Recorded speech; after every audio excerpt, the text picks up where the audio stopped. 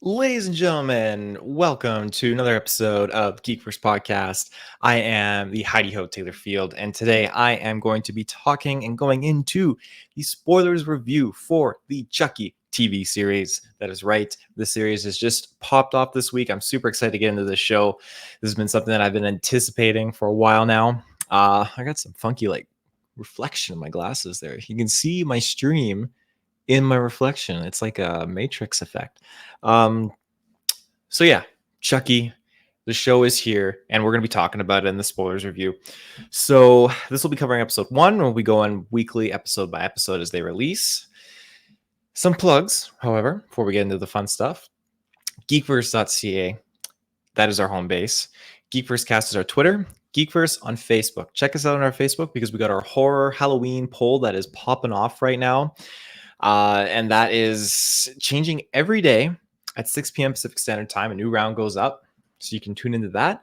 And then we also have some big stuff happening. So I'm assuming that this episode is dropping quickly. I got to make sure I check the schedule with Travis and all that fun stuff. But this Saturday, DC Fandom, it's going to be popping off all day. We're going to be just going nose to the grindstone. We're going to be working with Geek Ultimate Alliance team and such. Me, Travis Kirklin. It's going to be a heck of a good day. There's going to be lots of content popping off for DC. We're going to be covering. So be sure to check that out. It's going to be a big event. On top of that, we got this week the You Season 3 spoilers review, which will be dropping at some point. And then we also have Halloween Kills review that will be dropping at some point as well. There is so much content coming. It is absolutely wacky. On top of that, not next week, the next week, November 6th, is the Extra Life charity stream, 24-hour GeekVerse annual stream. It's going to be a heck of a good time. We put in so much work. Travis got the schedule already press organized. My hair right now is super long. If you're watching the video stream, it needs to be shaved, and that's right, I'm going to be shaving it. I can't wait to get those clippers and just snip all that away. I've been begging for a haircut right now. But yeah, we're going for a goal of $2,500 to the BC Children's Hospital. And that's going to be starting, I believe, 9 a.m. to 9 a.m. So definitely be sure to check that out. On top of that, what else do we got? There's just going to be a whole lineup of events that'll be popping up during that charity stream. Travis has put together a great schedule. So be sure to check us out on our social media channels to see updates and how our progress is going leading up to that event. Aside from that, we have other movie reviews that'll be in the works and all that fun stuff. So yeah, without further ado, let's get into this. So I'll do brief non-spoilers, probably be a couple minutes, and then you can pause, you can go watch the episode, you can come back, and we'll talk spoilers. So non-spoilers. Right off the hop, okay, we got Brad Dourif coming back as Chucky. We got, certain other I won't get into it in case you haven't looked, but there's certain other characters that are kind of coming back into this series, of course, and I did a little bit of snooping and digging to see because I was just super excited. This show now, when it was first announced, I actually did not have the idea or maybe the mindset. I mean, mindset's a poor choice of words. I didn't realize that this was a continuation, so to speak, of where we were basically in this Chucky timeline. I mean, the last Chucky movie that we got was with Mark Hamill voicing the doll. And that eliminated the whole aspect of the Charles Lee Ray kind of timeline and serial killer thing. It was just completely a electronic toy killing spree. This time around, though, we're back, that classic familiar vibe. And the way that they pulled off parts of this episode, it just made me feel like this. I don't want to say that classic Chucky because that classic Chucky is 100% its own peak aesthetic that it achieved. But this definitely just had elements that just made me feel like, we're at home. We're home with this Chucky. This is this is not the OG, but this feels like we're doing something right. It feels fresh. And it progressed in a way that definitely it fits the TV show vibe. And I say that because it's not leaving us, an hour of just nothing. It's giving us little nitpicks and little tidbits of content that is really, really, really helpful to the story and also keeps the viewers kind of roped in as well. So it's definitely progressed at a very positive rate, I'd say, for a show. And this episode was around just over the 40-minute mark, which I wasn't expecting them. Again, I thought like, okay, we're going to be getting like 22 half an hour episodes, like Mandalorian style. And it's just going to be just as that.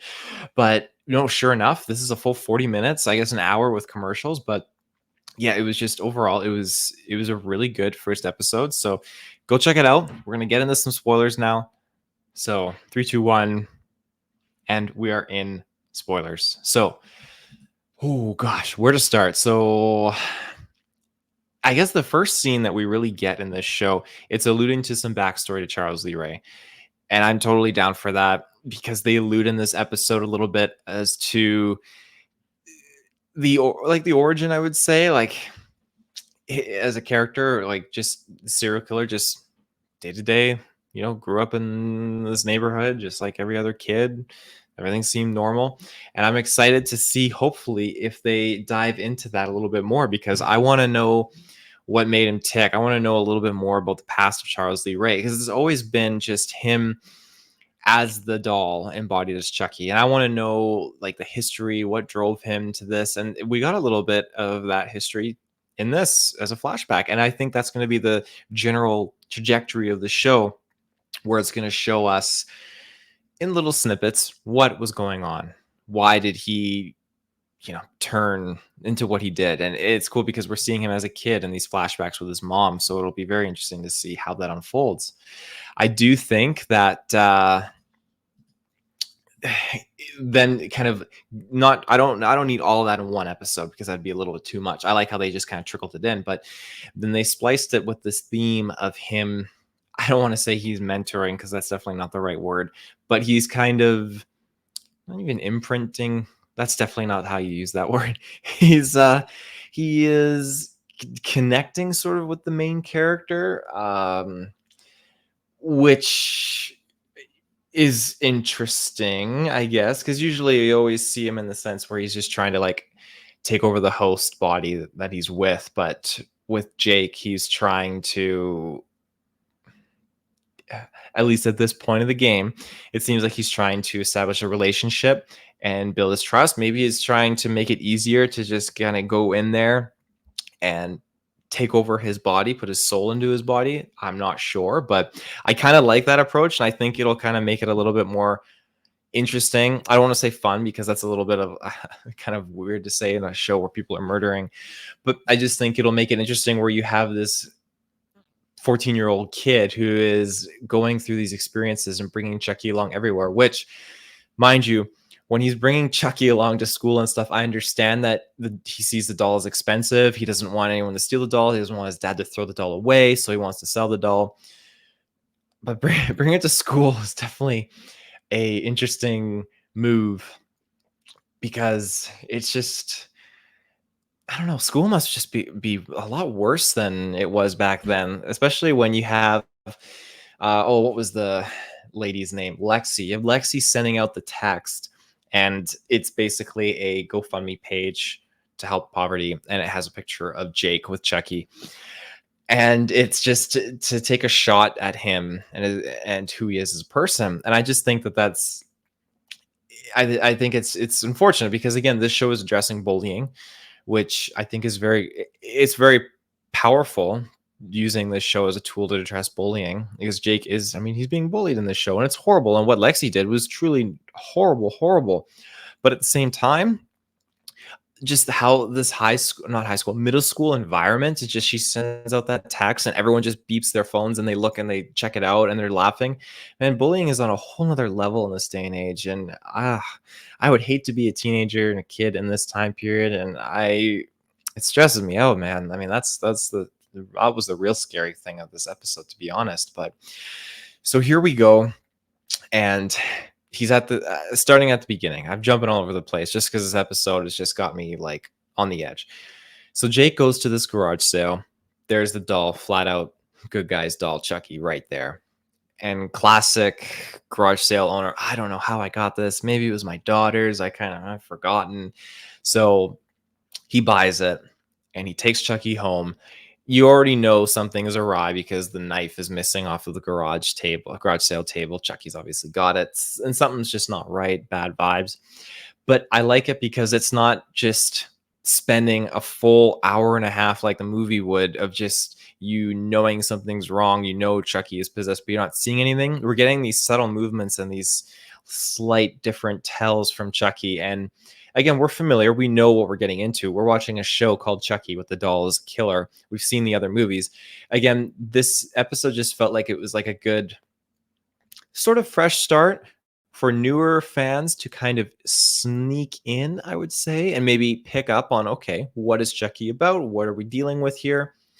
And what better way than using a TV show to achieve this? So he brings the doll home, and right away we get this connection with Jake that, okay, he is expressing himself through this form of art where he takes these dolls, he cuts them up, and he's basically, it looks like he's recreating a statue.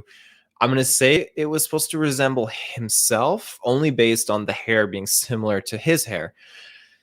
So he's building the statue. He's got a very iffy relationship with his dad. His dad obviously is a drinker, and he lost his mom. His dad lost his wife, and it's been detrimental to their relationship. So Jake is expressing himself by building these doll statues, and his dad is supportive to a degree. Jake wants to go to art school by the sounds of it, and his dad is just trying to assure him, like, hey, if you want to pay the bills and you want to make it, you can't go to art school, can't afford it even. You have to be doing other things, go out, socialize, be normal, hang out with friends. And the be normal thing isn't also attached to the fact that I believe they are tackling the parts of just, identity and how you identify. And again, what you I don't want to say the wrong thing. I don't want to offend anyone. What your, I guess, sexual preference is. And there's definitely levels where you can see like Jake's attraction to other characters in this show. And they're tackling that. And again, that goes hand in hand with the bullying aspect. And I think that when you use a show like this to address these things, it can be very powerful. At the same time, it's going to be kind of dangerous because they're using Chucky to be killing all the people, I'm assuming, that get in Jake's way and are enemies to Jake. So it'll be interesting to see how that unfolds. So Jake is a character. I like him. I'm curious to see where it's going to go in his relationship with Chucky. And again, seeing him being bullied, I can't remember the one kid's name, but he was real big jerk. And he threw like the change at Jake and everything like that, just to kind of like make him feel like garbage after Lexi posted the charity GoFundMe page. Just really upsetting stuff. So I'm curious to see how that goes, because that bully character is definitely he's definitely not going to probably make it out of this series. And when you take someone like that and you throw it into the mix, like, okay, you have your your Lexi, and you have all these other characters, even the cousin who is appearing to be a little bit of a bully. It's just going to be interesting to see how that unfolds. So that being said, when he brings Chucky to school, well, I guess I'm jumping a little bit ahead there. So there's weird things going on with Chucky. The cat senses something's going on with Chucky. You learn a little bit more about Jake's family, and that the family is spreading out to a cousin and his dad's brother and his dad's brother's wife. And then already when they come over for dinner, you're learning, okay, there's dilemma here. The dad's brother, or I'll just say Jake's uncle, obviously has some feelings towards Jake and his brother, Jake's dad, where he just feels like, okay, like probably wishes that he could be around and do more, and just is kind of like feeling for that side of the family.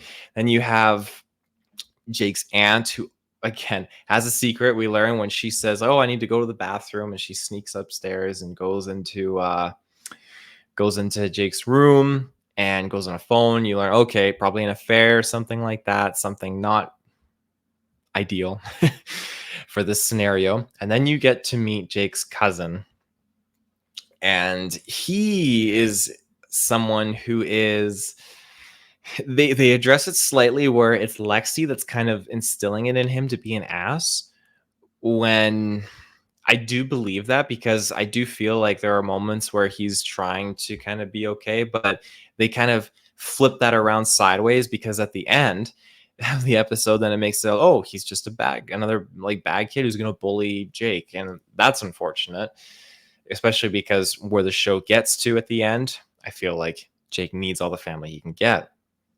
So again, after they have like a little bit of a family dinner, it just kind of goes a little bit sideways. It's just it's not really great. They're saying very, very horrible things to Jake, and I don't know. I don't want to say, excuse me. Oh, I'm sneezing. I must be allergic to the show. Oh, I don't want to say that they are kind of embarrassed to that side of the family, but I think they're rich. They're rich people, and you have this side of the family that's just struggling to make ends meet. So they obviously want this side of the family to be doing better.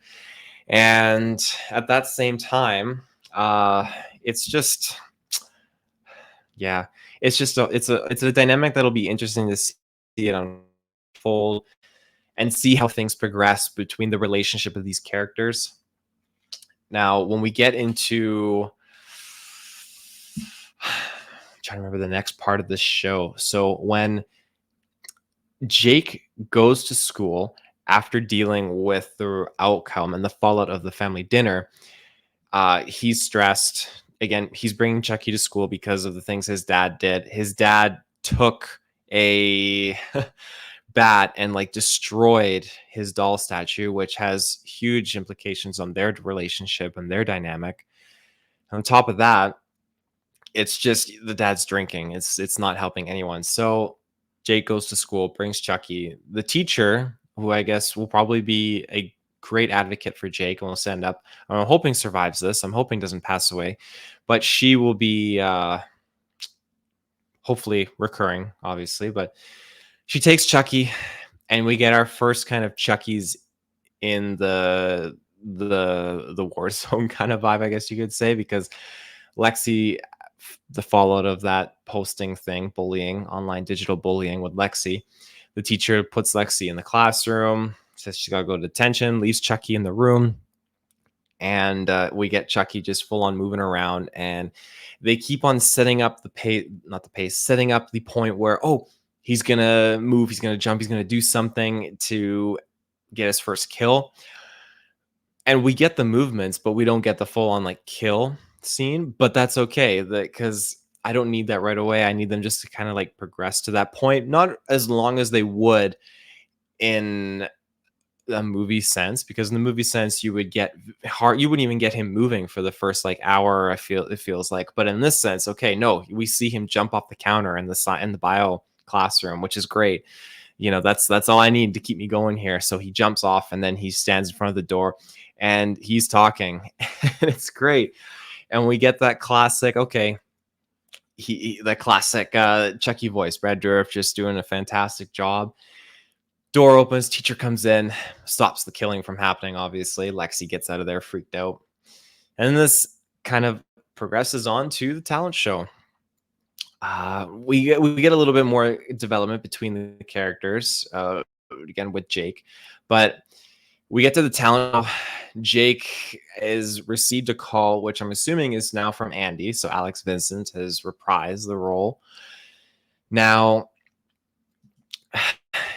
he got the call, and what I'm assuming is, I'm not going to say the character's name out of just spoilers, but I have a hunch of who the character is, because Andy gets distracted while on the phone with Jake, and then it kind of, that storyline spirals to the side a little bit, where we won't see it probably a couple episodes. I bet we'll see what happens. But anyway, so he has a call with Andy. Jake then Googles and looks into Charles Lee Ray. I mean, not Charles Lee Ray, I guess more so like or like violence, good guy dolls and stuff, I believe was his keyword. So he looks into that, and he finds out, okay, like, yeah, there's no batteries in Chucky, because Chucky magically got back to my house, even though he was in the school. The teacher locked him up. My dad's super pissed now that this doll is back in the house. So he finds out there's no batteries in there, throws them in the garbage outside, which I don't know I don't understand why that's a good idea. If you got home from school, I feel like you need something better than the garbage can outside. Anyways, he does that. He goes to the school, and when he's at the school, it's a talent show, and Lexi just starts beaking off on him, unfortunately, just really making it hard and putting him down. And that's when you hear Charles Lee Ray just start mouthing off like insults to Lexi. And no one notices that the voice is really at first coming from this. This presumably it was an empty seat behind behind Jake. But I just found it funny that the guy sitting next to Chucky, who is now sitting in the empty seat behind Jake, looks over at Chucky and like, oh, this is where the voice is coming from. But I guess it works because they're insinuating that Jake was a ventriloquist and just kind of mouthing it off himself. So he goes, picks up Chucky, and Chucky starts talking in his ear, telling him what to do and everything. And I kind of really liked how Jake was super I don't know, maybe not gung ho, but very much coerced into agreeing with Chucky, because I think their dynamic will be really interesting to see how it unfolds. Again, I'm predicting it's going to be going well at first, and then Jake's going to kind of have a change of heart. Like, no, we can't do this. It's getting out of hand. This is too much. And Chucky's going to just be like, hey, we're going for it. We're 100% in this. And I think it'll just be really, really interesting to see how that goes. So with that being said, he goes up on stage and Chucky just starts mouthing off, pardon my French, but he ends all his insults with a Heidi fucking ho. And maybe that wasn't at that part. No, that wasn't. That was at the end of the episode when he sees Jake. Heidi fucking ho. That's my favorite line of all time in Chucky. So yeah, he addresses the crowd, he insults them, points them out, calls them out, and again, he mentions again the aunt's secret, which we get a little bit of a dynamic there later on, but that all unfolds, and they end up removing him off the stage, Jake, because I think he's the one saying it, and they pull a suspension on him. So that being said, I'm going to jump to a quick ad break and continue on this review. So stay tuned. We'll be right back. And we're back. What an ad break. That was super quick. So where was I? So Jake got suspended. Now he goes back home. And I mean, you can imagine it's definitely not pretty. I mean, his dad has been drinking and he's coming home with the doll. It's not a good overall atmosphere at this time in this house. So he's back. He's got the doll, and his dad takes the doll away. They get into a horrible fight, and it really hurts to see, again, the dad saying these things to Jake. They're traumatizing things. He hits him. Jake is bleeding from the nose. He runs upstairs, and just there's the relationship dilemma and dynamic of just, I wish you were dead. I wish mom was still alive. I wish you were in that car instead of mom. It's just really, really horrible to see how this is unfolding, but this is what is going on. So Jake goes to his room. The dad is downstairs. He's just drinking. Where he put Chucky, Chucky is no longer there. Classic Chucky. And the power goes out. So the dad goes downstairs to get the breaker on. This house did not look up to code, because when they go to the basement, I felt like there were wires dangling everywhere. This was not safe. This was bad juju. So dad goes downstairs. Dad goes to power, flicks power switches. You know something's coming. You know that first kill is going to be popping off here. And sure enough, you see Chucky kind of in the background. There's like loose cords and stuff hanging around. This is not up to code. This building code needs a building inspection ASAP. As long as the inspector ain't Chucky, you're good to go. Chucky pops him.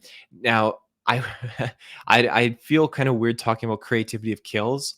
I mean, shout outs to the Saw retrospective, I guess, because I was talking about the creativity of the kills and the mechanics of it. But as far as kills go, I was not expecting it on this aspect of where I just thought a knife was going to come out and stab the dad in the back. Chucky projectile vomits onto the ground where the dad's standing and electrocutes him because the building's not up to code. I'm telling you. So the dad gets literally fried, electrocuted. The power and the lights are flashing up and down like crazy. So Jake goes downstairs, runs to the basement, sees his dad being electrocuted. They do a close-up shot of like electricity like hitting the dad's eye. The face is just like melting, not doing good. It's just an overall brutal scenario. So it kind of flashes off and on where it shows Chucky like getting closer to Jake, and I thought, okay, something was going to happen here, but they obviously Jake knows Chucky did this, but Chucky didn't have any serious impact on Jake. He killed his dad. When I say impact, I mean he didn't have any confrontation with Jake. That's the word. He didn't confront Jake at that time. It just looked like, and it was insinuated that he might have, but he didn't. It skips to the next scene where Jake is, cops are there, everything like that. Jake's uncle arrives to help him and say, okay, we're going to get you out of here, take you back to our place. You see a detective show up. The detective obviously knows that there is some bogus, like, mumbo jumbo going on here. They're wheeling out Jake's dad's body. I don't know why the coroners would have done this, but the coroners like left the head unzipped, and when they went right in front of Jake and Jake's uncle, that's when they decided to like zip up the head part. So Jake's dad's head is just like half electrocuted and just dangling there, which I just feel like this is classic Chucky. It's just some weird degree, but so they end up doing that. They zip up the bag, the coroners, then they get the dad out of there, and then the uncle's like, okay, you're coming with us. And again, the detective is like, no, there's something sus here. I don't trust Jake. Here's some more to the story. Someone broke into the school, Jake, and took your doll, brought it home. And Jake's like, well, I had to practice for the rehearsal for the talent show. The detective knows there's something up. So the uncle takes Jake back to his house. Now, and Jake takes Chucky with him. The uncle's house, again, he's rich. He lives in a massive mansion. This place is popping. They got a front gate, for crying out loud. So Jake goes in there with Chucky, and I just feel like this is just Chucky at his peak. He gets away with one kill, and he's just going for the ride to the next location. Now he's got himself a big mansion to just have fun in. And I guess this will segue to other parts and other trailers that I've seen for further episodes, which is probably going to get pretty good. But Jake is there with Chucky. The aunt confronts Jake a little bit about what was that thing you mentioned at the talent show about me having a secret. So that's when we kind of know, okay, it reaffirms the fact, okay, she's got an affair. She's cheating, obviously. So Jake dismisses it, says, I was just playing around. And then we get to the point where he's about to close the door, but you see the cousin there, and the cousin is not looking fond of Jake being in this house whatsoever. Jake closes the door and then is shaking Chucky like, say something, speak. And just out of the blue, Chucky just flat out smacks Jake in the head, and he drops Chucky. I don't know why I laughed. It just caught me off guard. Chucky then stands up. You get like that score cue kicking in, and just Chucky's just at his prime, just standing up like he's the boss. And the scene was it was badass. It's like, here is and the OG himself just rising up. Rise up he does, and then he just starts talking, and he's just as sick-minded as he ever was, because you have Jake talking about his dad and just the relationship and how didn't want him to die, and he was never the same since my mom died. And that's when Chucky's like, oh, I thought you meant the cat. I am very sad that the cat died. I have 2 little cats, and I love my cats so very much. So it was super sad that the cat died, but just how they used it in the joke, I shouldn't laugh, but it's just, that is classic Chucky, being very morbid and very very it's kind of a little bit head inclined, I guess you could say, in the way he thinks and the way he talks. He's very blunt. He's a very blunt serial killing speaker. So it kind of ends there where he pulls out the knife and he's like, let's talk about that Lexi chick. And I'm paraphrasing, of course. He uses very vulgar words. So that is basically the episode, insinuating that, okay, he's going to try to get revenge. And at this point, I want to say he's definitely roped in Jake, because I feel like Jake's okay with now his dad being dead. He feels the guilt right now, but I suspect that in the long run he's going to be happy that Chucky helped this out. I guess helped him to kill him, especially because Chucky is insinuating, "Hey, we did this together. It was you and me, and it's going to be you and me. You're my friend to the end. While we kill everyone else that's bullying you." What this reasoning is, why Chucky is teamed up now with Jake, I'm curious. Like, okay, is he trying to groom Jake to be a new host body, or what is the angle in mind? That's what I want to know. I want to know what the objective is. It can't be just for a killing spree, because in all of these movies that we've had of Chucky, there's always been an agenda at hand. So I think doing again a TV show is a great way to kind of let this story unfold and kind of give us a little bit, as I said earlier in this episode, give us hints as to Charles Lee Ray's origins, why he is who he is, everything like that. I just think it's going to leave the door open for a lot of cool different side stories, and we're going to get to see interactions that would otherwise have not been successfully executed in a movie. So again, this episode I think is off to a strong start. That's just my opinion, though. I'm super, super excited to see where this goes. I think that we're going to be able to have a lot of fun with this show, and I think it's going to be overall a pretty good time. I think that's everything I could cover. If I missed anything, let me know. Yeah.